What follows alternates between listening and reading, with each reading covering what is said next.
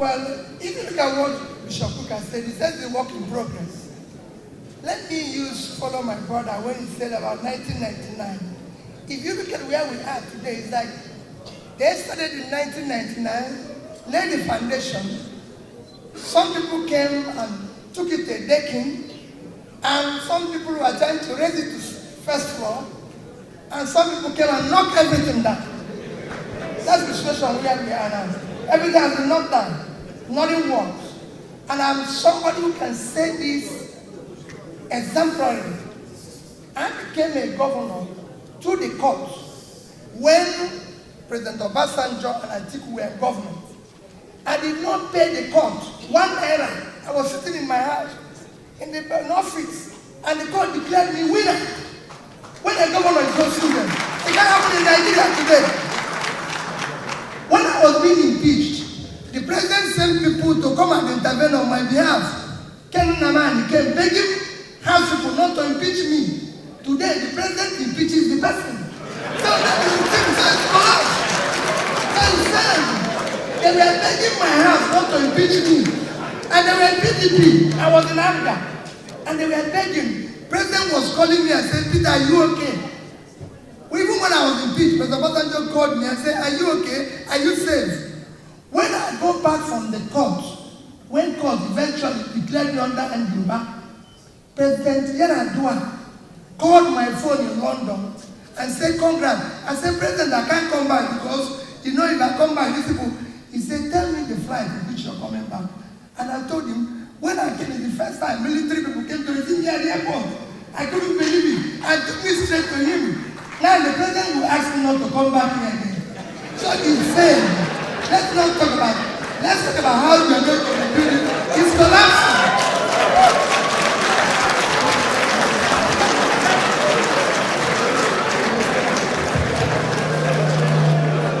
I'm glad that my last respondent said yes and no.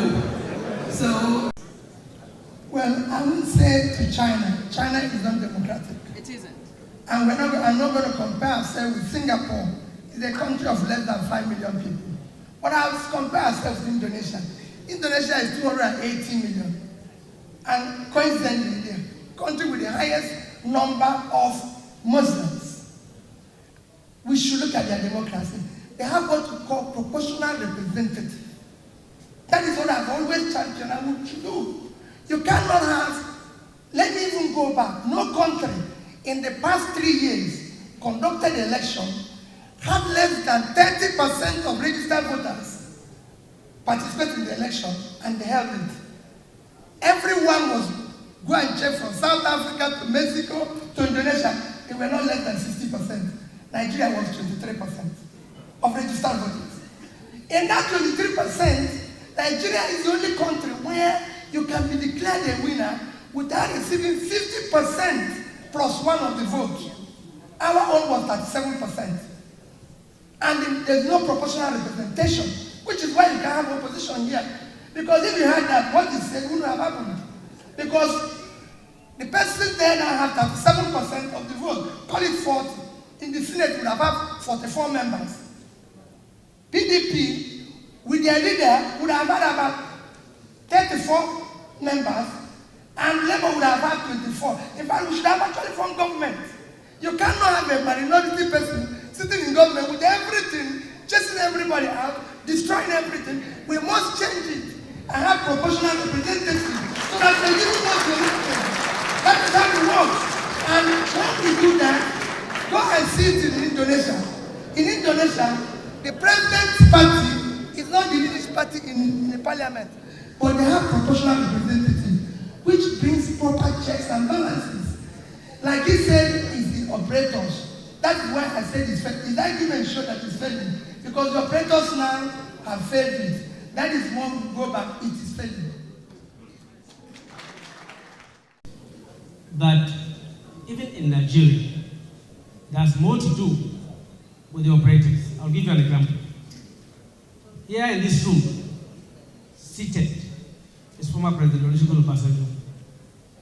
Under his regime, state of emergency was declared in a number of states.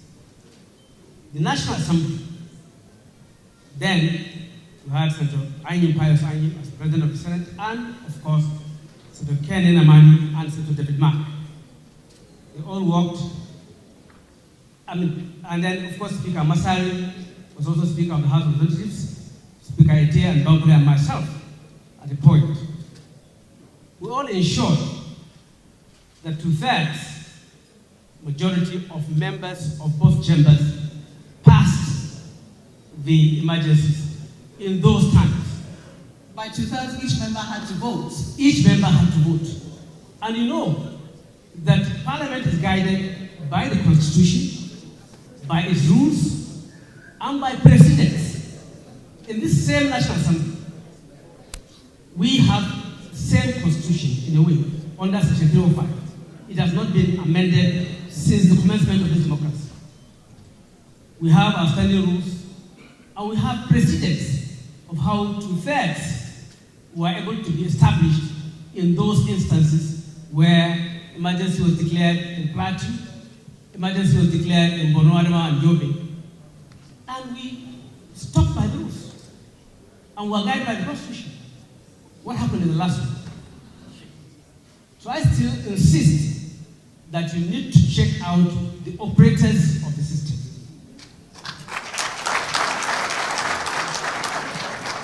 I have asked that question because Bishop Kuka, when he was speaking, made reference to how we will balance it.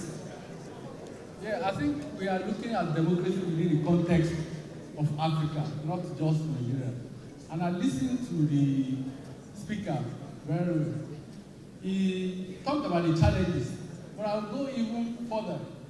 I don't know whether many of us were aware of the meeting last week in Qatar between the president of Rwanda and the president of the Democratic Republic of Congo over the war that was going on there. But what I found very striking is how the two leaders will even meet. Because a few days before that meeting, the president of Rwanda granted an interview. And in that interview, he was very brutal on the president of the Republic of Congo.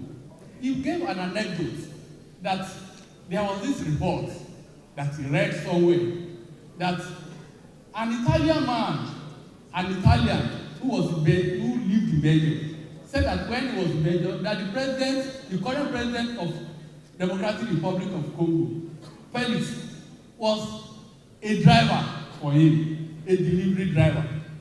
He was selling pizza. That's according to President Kagame. So he said, the Italian man said, when I heard that Felix became the president of Congo, Felix couldn't deliver pizza. And I mean, it's the president of President Kagame telling this story that you have a president in the Republic of Congo, a man who was so incompetent in his early life that he couldn't deliver pizza. That's the kind of president you have. The Republic of Congo has saddled beside it. I don't think that story is true, but that's beside the point. The point really is that there are challenges for every country when it comes to management of politics. What the lesson for us is democracy is about serving the public good. It's not about it. That's why I agree to an extent with what His Excellency said. It's a work in progress. But I also agree with what His Excellency Tinubu said, because there are also challenges that we can see within our own environment. But we have to look at both sides, the challenges as well as the prospects, and the role we can play to make this democracy better. That's what I will say.